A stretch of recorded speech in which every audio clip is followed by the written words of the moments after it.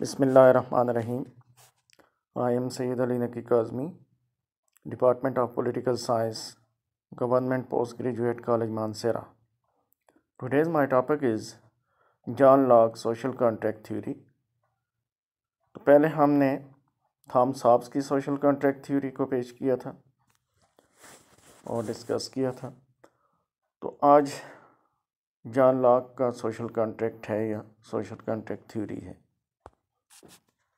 John Locke 1632 में पैदा हुए और 1704 में उनकी वफ़ात हुई है और वो इंग्लैंड में पैदा हुए। एक इंग्लिश फ़िलासफ़र या थिंकर थे और थ्योरिस्ट थे और उन्हें एनलाइटनमेंट पीरियड का एक इन्फ्लुएंशियल थिंकर समझा जाता है। और जो एनलाइटनमेंट पीरियड था 17th to 18th सेंचुरी, उसमें ह्यूमन राइट्स की बात की गई, रीज़न की बात की गई, रैशनल थिंकिंग की बात की गई। तो उस हवाले से जॉन लॉक का भी एक इम्पॉर्टेंट रोल है। अब थॉमस हॉब्स ने जो स्टेट ऑफ नेचर या ह्यूमन नेचर का नक्शा खींचा था वो बहुत ही डार्क था और बहुत ही पेसिमिस्ट व्यू था उनका। लेकिन जॉन लॉक का जो ह्यूमन नेचर या स्टेट ऑफ नेचर का जो व्यू है वो ऑप्टिमिस्टिक व्यू है।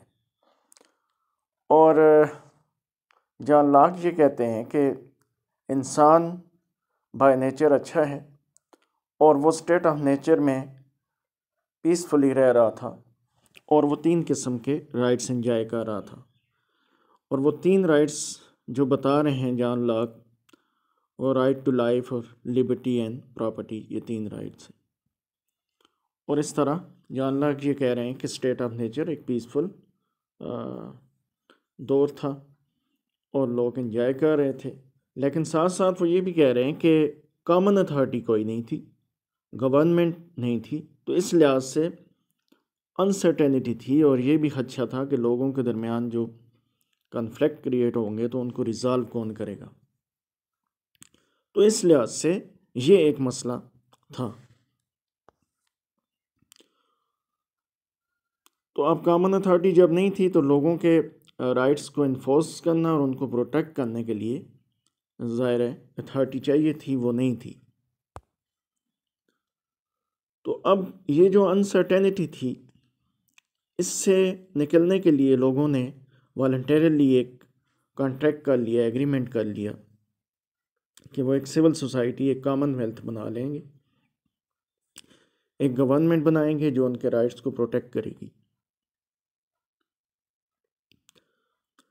अब थॉमस हॉब्स के बरक्स जॉन लॉक का जो सोशल कॉन्ट्रैक्ट है उसमें लोगों ने अपने कुछ इख्तियारात गवर्नमेंट को डेलीगेट किए हैं, ना कि पूरे इख्तियारात। जिस तरह से थॉमस हॉब्स ने कहा था कि लोगों ने अपने तमाम इख्तियारात सरेंडर कर दिए सॉवरन को और अब लोगों के पास कोई इख्तियार नहीं था कि वो उसे उसके ओहदे से हटा सकें, वो चाहे जिस तरह का रूल भी करें।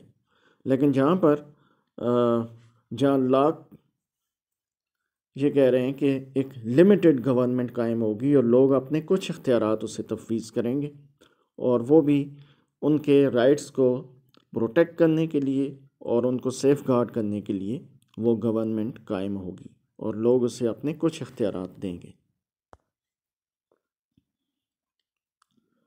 अब साथ वो ये कंडीशन भी रखते हैं कि लोग गवर्नमेंट को ओबे करेंगे, उसके लॉज को ओबे करेंगे इस कंडीशन पर कि वो उनके राइट्स को प्रोटेक्ट कर रही हो और वो उनकी को मौका दे कि वो अपने जो उनके बुनियादी हकूक़ हैं उनसे फ़ायदा उठा सकें।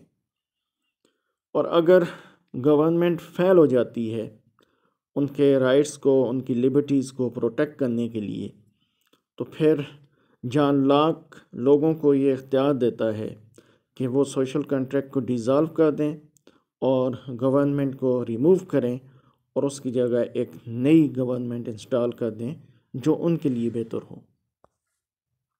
तो इस तरह जॉन लॉक लोगों को रिवोल्ट का हक दे रहे हैं, लेकिन थॉमस हॉब्स ने ये हक लोगों को नहीं दिया। उसका जो सॉवरन था वो एब्सोल्यूट था। लेकिन यहाँ पर अगर हम देखें तो यहाँ पर जॉन लॉक का लिमिटेड गवर्नमेंट का कंसेप्ट है।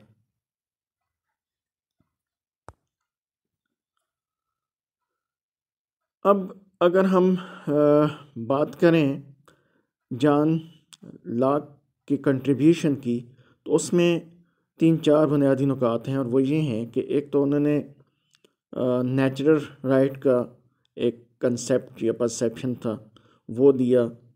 फिर उन्होंने कंसेंट ऑफ द इंडिविजुअल की बात की गवर्नमेंट में या रूल करने में। फिर इसी लिहाज से लिमिटेड गवर्नमेंट का उन्होंने एक कंसेप्ट दिया। फॉर्मेशन ऑफ जस्ट सोसाइटी की उन्होंने बात की for the protection of natural rights and liberties of the people.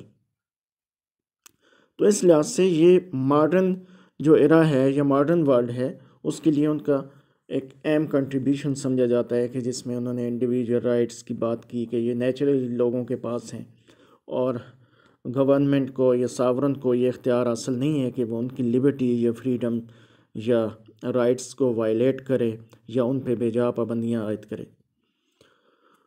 इसी तरह से फिर उन्होंने लिमिटेड गवर्नमेंट का कंसेप्ट दिया कि गवर्नमेंट के पास सिर्फ ये इख्तियारात हैं कि वो लोगों की राइट्स और लिबर्टीज़ को प्रोटेक्ट करें और उन्हें फैसिलिटेट करें, और जो लॉज गवर्नमेंट बनाती है वो लोगों की कंसेंट के मुताबिक हों, वो उनकी मर्ज़ी के मुताबिक हों। उनकी मर्ज़ी के मुताबिक गवर्नमेंट उनके ऊपर कोई भी अपना डिसीजन इम्पोज ना करे, बल्कि उनकी कंसेंट से वो ये काम करे।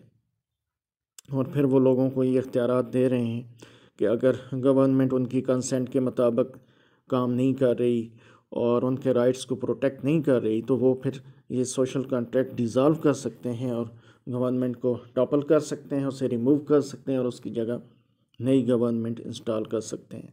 तो इसी तरह से जॉन लॉक को फादर ऑफ लिबरलिज्म भी कहा जाता है। अब चूँकि ये भी एक स्पेकुलेटिव थ्योरी है स्टेट और गवर्नमेंट के ओरिजिन के लिहाज से, तो इस पे भी क्रिटिसिज्म हो सकता है। तो सबसे पहला जो क्रिटिसिज्म जो क्रिटिक्स इस हवाले से कहते हैं वो ये कह रहे हैं कि जॉन लॉक ने ह्यूमन राइट्स की और प्रोटेक्शन ऑफ ह्यूमन राइट्स की बहुत ज़्यादा बात की, उनका बहुत ज़्यादा स्ट्रेस इस पे था, और गवर्नमेंट के इख्तियारात को उन्होंने लिमिटेड कर दिया।